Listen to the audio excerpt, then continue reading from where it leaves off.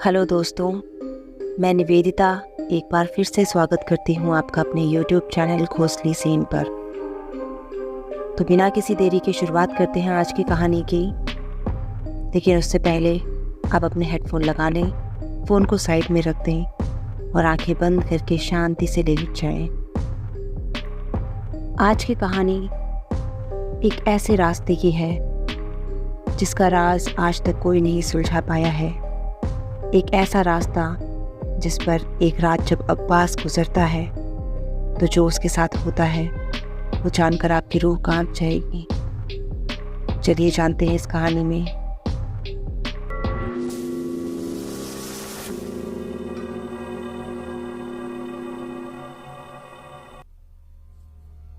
रात के भयानक अंधकार को चीरते हुए एक ट्रक रफ्तार से भाग रहा था। हड्डियों को पिघला देने वाली सर्द रात अपना कहर ढा रही थी। रात के ठीक 12 बज रहे थे। रास्ता खुला मगर सुनसान था। ट्रक की हेडलाइट सड़क के काले घने अंधेरे को पूरी तरह दूर करने में नाकाम कोशिश करते हुए आगे बढ़ रही थी। आधी रात के बाद ही अब्बास को गाड़ी ड्राइव करने का मज़ा आता था। ज़्यादातर इस वक्त सड़क बिल्कुल सुनसान मिलती थी, जिसके कारण उसे अपनी मर्जी के मुताबिक गाड़ी भगाने का मौका मिल जाता था। ऐसे वीरान रास्तों पर उसका रोज़ का आना जाना लगा रहता था। आधी रात के बाद लूटपाट की वारदातें आम बात थी। हालांकि अब्बास को किसी से डर नहीं लगता था। रोज़ की तरह आज भी उसी रफ्तार से वह आगे बढ़ रहा था। रास्ता काफ़ी डरावना होने के बावजूद वह बेफिक्र होकर तेज़ी से ड्राइव कर रहा था। उसके ठीक बगल में उसका बेटा ठंड से बचने के लिए कंबल ओढ़कर सोया हुआ था। गुजरात की बॉर्डर पार करके गाड़ी राजस्थान में दाखिल हो रही थी। अंबाजी होकर आबू की ओर आगे बढ़ने वाला रास्ता टेढ़ी मेढ़ी पहाड़ियों से होकर गुजरता था। राजस्थान में एंटर होते ही बॉर्डर पर आने वाले छोटे से शहर को क्रॉस करते उससे पहले ही एक हादसा हो गया। घने जंगल में पहाड़ी की ढलान पर एक ज़बरदस्त धमाके के साथ गाड़ी का टायर फट गया। ब्रेक लगाकर अब्बास ने गाड़ी को कंट्रोल कर लिया। टायरों की चीख के बाद गाड़ी रुक गई। रात के अंधेरे में वृक्षों के डरावने चेहरे किसी राक्षसी कंकाल की भांति लग रहे थे। निशाचर जीवों की आवाज़ें उसे बिल्कुल भी ठीक नहीं लग रही थी। कहीं दूर घनी झाड़ियों में उल्लू भयानक आवाज़ों से डरा रहा था। अचानक लगी ब्रेक के कारण अब्बास के लड़के की गहरी नींद खुल गई। क्या हुआ अब्बा जान? उस्मान ने मारवाड़ी लहजे में चिंता जताई। गाड़ी पंक्चर हो गई है बेटा, और कुछ नहीं हुआ। अगर टूट गया है तो आजा, टायर बदलने में मेरी मदद कर दे। वैसे घबराने की कोई बात नहीं है, अभी तैयार हो जाएगी गाड़ी। अब्बास ने अपने बेटे का हौसला बढ़ाया। जी अब्बा जान, कहकर उस्मान आसपास के जंगलों में नजरें घुमाता हुआ पिता की मदद करने लगा। किसी डरावनी कहानी से ये माहौल कम नजर नहीं आ रहा था। जगह किसी भूतिया टीले की तरह दिख रही थी। हैरानी की बात यह थी कि उनके ट्रक के अलावा कोई भी वाहन इस सड़क पर दूर दूर तक दिखाई नहीं दे रहा था। काफी डरावना सीन था। अब्बास गाड़ी को जैक लगाकर फटाफट उसने नट बोल्ट खोले और टायर बदला। किसी अनजाने खौफ के चलते दोनों जल्दी से गाड़ी में जाकर बैठ गए। अब्बास को इस बात का डर था कि वीरान जंगल में कोई जंगली जानवर हमला न कर दे, मगर अल्लाह के करम से ऐसा कुछ नहीं हुआ। गाड़ी स्टार्ट करके दोनों आगे बढ़े। सर्द हवाएं पेड़ पौधों में सरसराहट भर रही थी। ढलान से उतरकर गाड़ी जब सीधे रास्ते पर आई तो सामने का नज़ारा देखकर अब्बास की आंखें खुली की खुली रह गई। वह कोई छोटे से कस्बे का स्टॉप था और बस स्टॉप पर लंबा घूंघट ताने कोई स्त्री खड़ी थी। किसी हॉरर मूवी के सीन जैसा नज़ारा देखकर अब्बास बुरी तरह सहम गया। अब्बा जान, कोई औरत खड़ी है आगे लगता है। हाँ बेटा, शायद कोई दुखियारी है। अब्बास ने गाड़ी को ब्रेक लगाई। घूंघट ओढ़ के वो स्त्री अपनी चूड़ियों की खनक बिखेरती हुई रोड के बीचों बीच आकर रुक गई। अब अब्बास को गाड़ी रोकनी ही पड़ी। उस अजनबी स्त्री का चेहरा देखने की अब्बास की कोशिश बिल्कुल नाकाम रही। मुझे अगले स्टेशन तक ले जाइए प्लीज, अंधेरा बहुत हो गया है और दूसरी कोई गाड़ी भी नहीं है, गिड़गिड़ाते हुए उसने कहा था। अब्बास को उस पर रहम आ गया।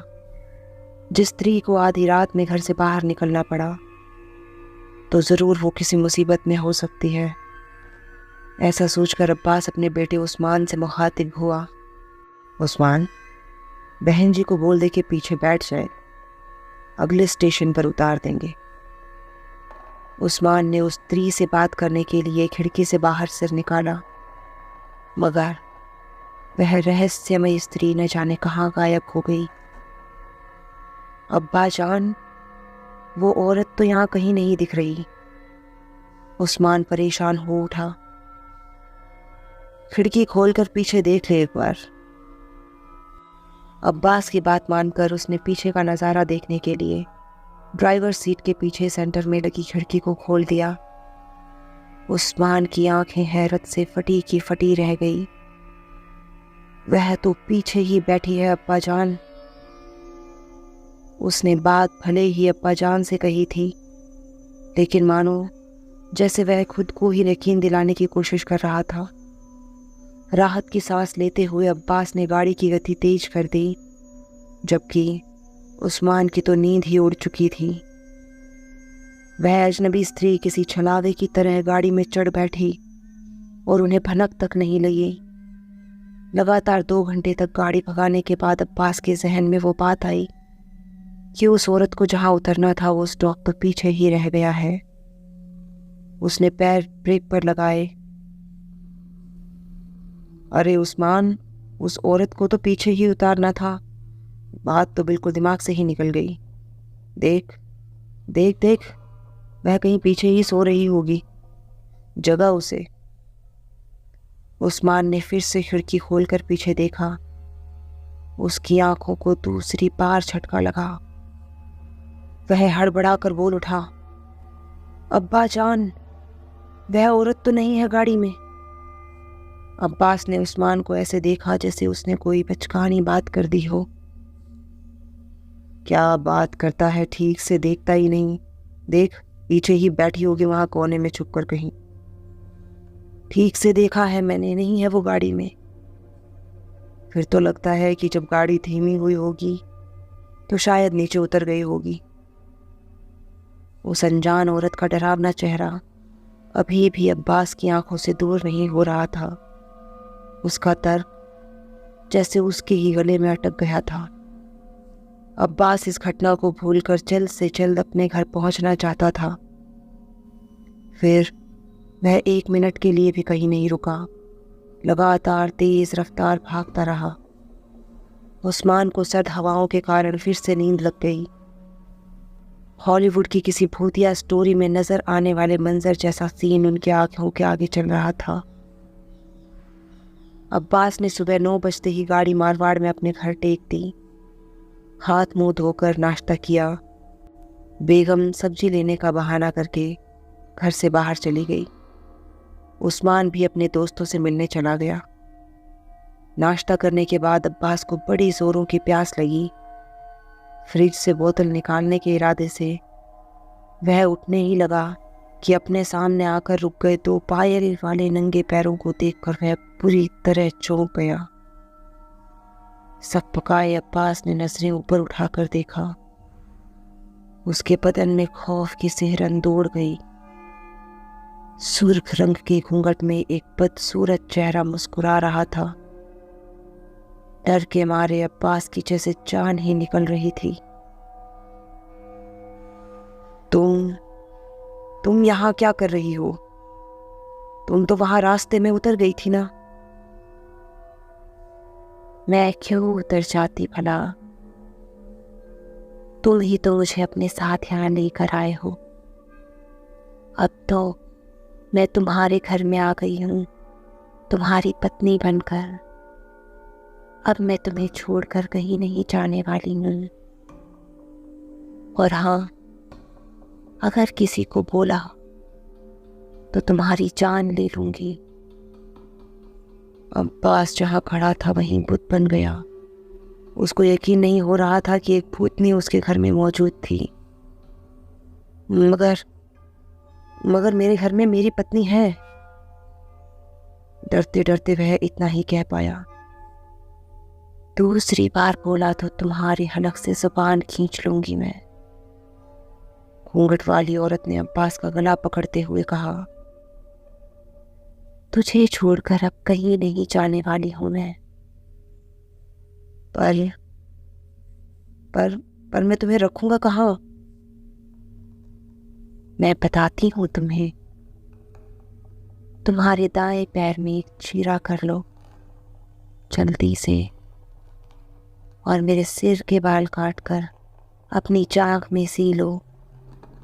मैं वहीं रहूंगी। ना चाहते हुए भी अब्बास को उसका हुक्म मानना पड़ा। अब अब्बास की जिंदगी प्रेत बाधित हो चुकी थी। कराहते हुए अब्बास ने अपनी जांघ में चीरा दिया और उस चुड़ैल के बाल काट कर चमड़ी के अंदर सी लिए। उसके बाद वो बदसूरत चेहरे वाली चुड़ैल ताउम्र अब्बास के साथ उसकी घरवाली बनकर रहने लगी।